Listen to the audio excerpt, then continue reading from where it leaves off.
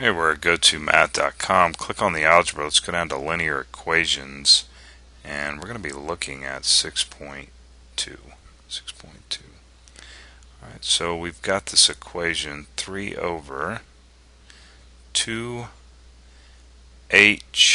minus 1. We're going to use some new variables here. Plus 4 is equal to 6h over 2h minus 1. 2h minus 1.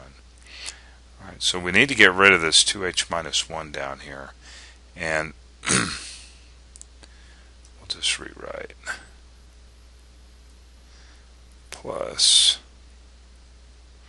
4 is equal to, we're going to need to spread this out because we're now going to multiply every term by 2h minus 1.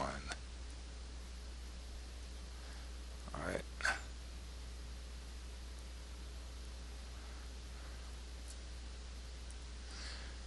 So those are going to cancel. Alright, we get rid of those. That's the whole idea here. So now we're left with 3 plus, and I'm going to go ahead and multiply this 4 across inside here. So we have 8h minus 4 is equal to 6h. Alright. Let's now collect up our like terms. We have 3 minus 4, and that's going to give us minus 1 there. 6h. Let's go ahead and take this 1 over to the right hand side and the 6 over to the left. Now if you're wondering why I'm taking the 6 over to the left, is because this coefficient is larger, right, than this coefficient. So that way this always gives the coefficient of h a positive, gives it a positive sign, right? We don't want a negative, we want a positive. So 8 minus 6 is going to be what is 8 minus 6? 3? 6, 7, 8, 9. No, that ain't right. Hold on just a second here. Let me think about this. Oh, 2 in the world. So 2h is equal to 1, therefore h is equal to half. Right, so the whole idea is to get this a positive number here. Right, it's the reason I take certain things over to the left and to the right. So that's a possible solution, is a half, and let's now go back and take a look at this.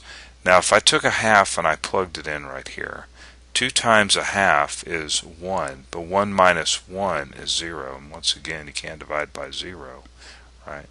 So same thing over here, plugging in a half, you get 1 minus 1 is 0. So guess what? This is not a solution. This is not a solution. So we say that, right, no solution exists. Or maybe I'll just say no solution. And of course this notation here, we've been using the squiggly brackets, the curly brackets that contain nothing, right? The set is empty. And sometimes we use a symbol like this saying empty set. It says empty, but it has no solution. Alright, no solution. Okay, so we're over here at gotomath.com, working some algebra, looking at some linear equations, and we are moving right along. And I'll see you in the next problem.